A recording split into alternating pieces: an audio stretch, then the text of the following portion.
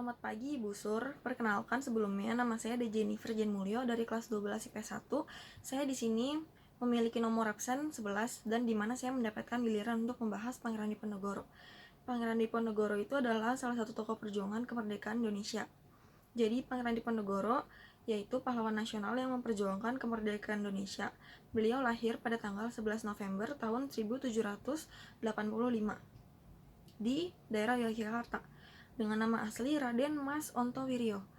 Putra dari Sri Sultan Hamengkubuwono III ini menjadi salah satu pahlawan yang cukup dikenal sebagai pemimpin perang Diponegoro. Pangeran Diponegoro memimpin perang untuk mendapatkan keadilan dari sikap penjajah Belanda yang melakukan penindasan kala itu. Belanda menyewakan tanah kepada petani pribumi secara semena-mena. Sedangkan kepada pengusaha swasta sewa diberikan tanda batasan agar bisa dijadikan lahan perkebunan. Dekret yang dikeluarkan oleh Van der Capellen dikeluarkan pada tanggal 6 Mei 1823. Pada tanggal 29 Oktober 1824, Pangeran Diponegoro melakukan perlawanan dengan cara membatalkan pajak yang digunakan oleh kepada petani di Tegalrejo bisa membeli senjata dan makanan. Alasan lain perlawanan terhadap Belanda yaitu ketika Pati Danureja atas perintah Belanda memasang tonggak dan membuat rel kereta api melewati makam para leluhur. Peristiwa tersebut terjadi di bulan Mei tahun 1825, di mana Hendrik Simside yang merupakan residen Yogyakarta yang ditunjuk oleh Gubernur Jenderal memutuskan memperbaiki jalanan kecil di Yogyakarta. Kediaman Pangeran Diponegoro dirusak dan terbakar. Namun keluarga dan pasukan bergerak ke arah barat untuk menyelamatkan diri. Mereka sampai di desa Dekso, Kabupaten Kulon Progo, sampai kemudian perjalanan diteruskan ke arah selatan.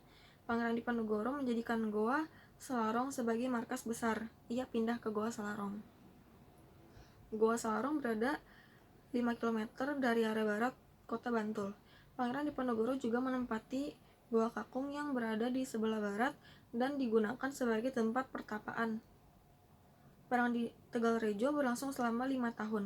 Pangeran Diponegoro bersama petani dan golongan priai menyumbangkan uang dan barang-barang untuk dana perang.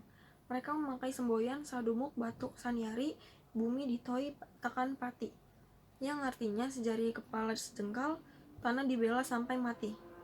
Tahun 1827, Belanda menggunakan sistem benteng untuk menyerang Pangeran Diponegoro. Kemudian, tahun 1829, Kiai Mojo pemimpin spiritual dan membantu pemberontakan ditangkap oleh Belanda. Belanda juga melakukan perang saudara antara pihak keraton.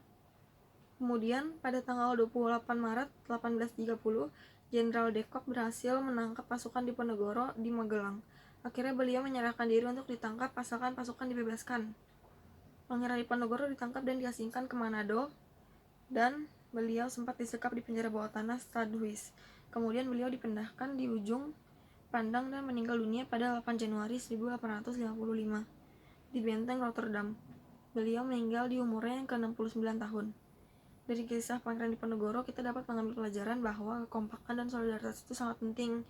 Jadi kita tidak boleh saling mementingkan diri sendiri dan menyelamatkan diri sendiri dengan mengorbankan orang lain. Yang harusnya kita lebih mengorbankan diri sendiri untuk menyelamatkan orang lain.